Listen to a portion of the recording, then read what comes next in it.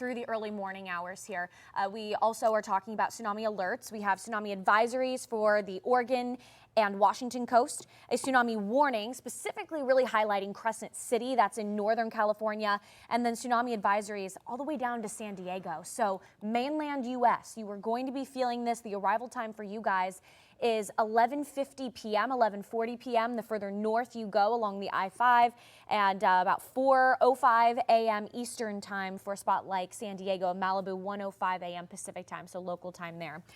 Yeah, I'm just browsing social media here to see if I can find anything. Let's see. Yeah, we already saw that. The commercial vessels to evacuate near Oahu, they shut something down. The Coast Guard shut something down. But I'm really focused in on these cameras here as we just continue to go. Remember, if you're just joining us somehow, tsunami warning for the entire state of Hawaii, okay? And the wave is starting to come in as we speak. Look at that shot, by the way, with the big thunderstorm in the background, Pupukea, looking up toward the north there on the island of Oahu. It is pretty picturesque, I'll tell you that, but I think it could look pretty rough pretty soon. Now, this wave's got a little ways to go before it gets to Oahu, so we're really focused in on Kauai right now.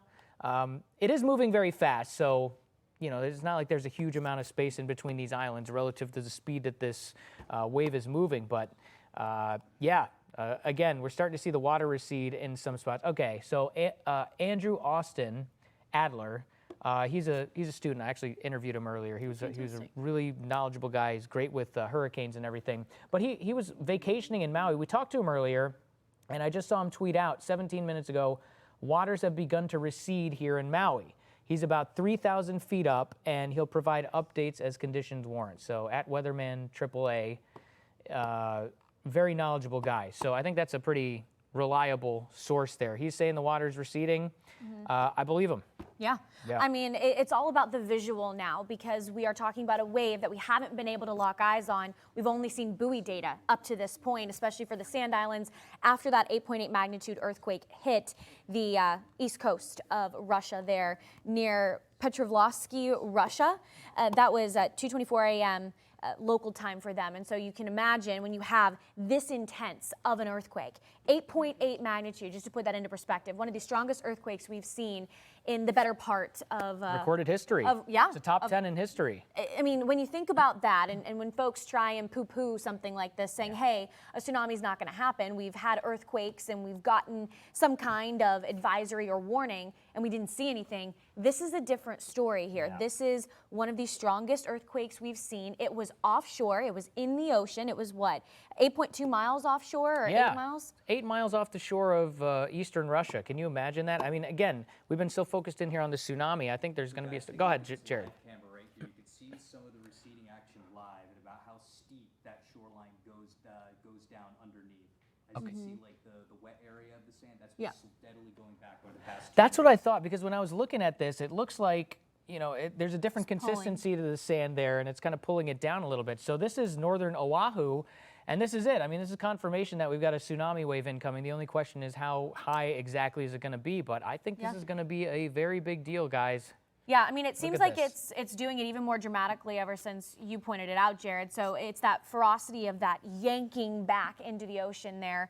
But also, this is supposed to be high tide for a lot of these islands. And so you would expect the water to continue to rise. And so the fact that the ocean is counteracting that and pulling it back, when you have high tide coinciding with the tsunami wave arrival, it will make the, I'll say storm surge, but the feet that come of water over land and can affect businesses and homes that much more serious. We talk about it with hurricanes. This is going to be more impactful because it's high tide. And so that's another component to this weather story as well. The best thing that I see on this camera, though, the beaches are completely free and clear. The Hawaiian Islands have been... Most places. I've seen a few pictures on social media of people that are posted up on the beach waiting for this thing to come in. Probably not a good idea, but you know, yeah. Speaking of which, for some folks who maybe aren't from there or you're vacationing, if you're on the Big Island, Mauna Kea, that reaches an elevation of about 13,000 feet, just shy of 14,000 feet. It's the highest road in Hawaii and the 6th highest road in the world. So that's a good place to start your trek. If Don't you're need wondering, to be that high. no, 13,000 feet. but if you're wondering where could I go, what's a road I could start my trek on, just put Mauna Kea into your GPS and it should take you a little bit higher up. So that's just something that you can do there. Halekala, Maui. Again, everyone behind me, feel free to correct me. That goes about 3,000 meters above sea level there. So if you're on Maui, that's a spot that you may want to go. So, I mean, again, it's all about researching where's about a mile above sea level. I think you're still going to be safe even if you're not a mile above, but it's best to just be as safe as possible. We still have a little ways to go if you're talking about the Big Island, but you can see in Pupukia, the water's receding. It's coming close. Yeah, this is going to be something else to watch.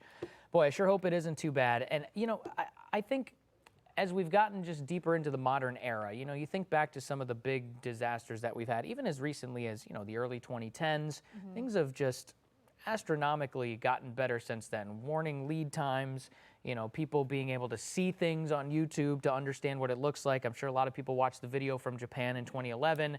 They've got an idea of what a tsunami looks like. And, you know, that coupled along with the lead time, it gives people a good chance to take this seriously.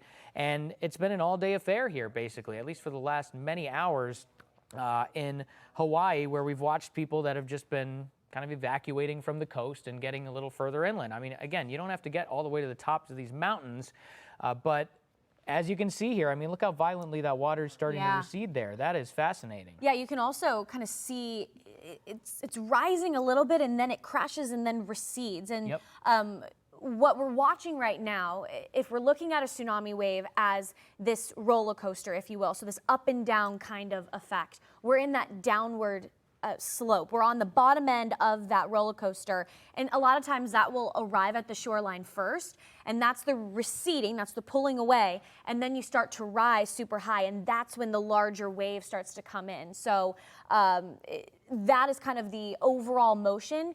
But when we talk about the highest wave that comes in, there's going to be multiple that follow. It's like you're continuing on that kiddie ride. They'll get a little bit smaller as we go, but you have to be aware that it's not just, you know, the arrival of the wave that's go time. It's the few hours after that. And I think it even takes a couple of days even for the ocean to fully start to calm down. So swells are going to be a problem for the Hawaiian Islands for the next 24 hours, even into the overnight too. So continue to stay aware. Got a couple buoys out there. It's always very tough to tell because I know we're just going, you know, from camera to camera, and we keep moving it around. Oh, look at this! Did we get Pupukia in our? Oh, great! This is in the telestrator. Look at that. We can show people. It's sloped down. I mean, you can see the slope there. You notice how it looks different. Like kind of in this area. It looks a little different in this area because the water's been receding. The other thing that Jared was pointing out is the fact that there's clearly a slope downward here, which is like the indicative thing that you start to see when the water recedes too. So yeah, we've got this thing in progress. Now again, it's always very difficult to tell exactly how bad it's going to be. Right now it appears that it's going to be something similar to 2011. Could be a little bit not as bad as that. It could be a little bit worse than that. But I think that's about the realm that we're dealing with as far as, and when I say 2011, I'm not talking about as bad as it was in Japan in 2011. I'm saying as bad as it was in Hawaii in 2011, because that was a huge earthquake. It was over 9.0 that sent a huge tsunami wave across the entire Pacific Basin, and they had some significant impacts from this. Well, you said it was a 9.0, and this was 8.8. No way. And so when you think about, you know, just the level of the earthquake that shook the ocean, very different. So yes, we're comparing this, but each event, even in severe weather hurricanes, they're different to their core. Yes. But when you were trying to think about what can happen. Now, Maui saw significant impacts back in 2011, but again, it's right along that shoreline. You want to move away. We'll still be potentially looking at some impacts here about 6 to 24 hours after the largest wave comes in. So again, it's that 24-hour time period where you need to continue to stay away from the shoreline.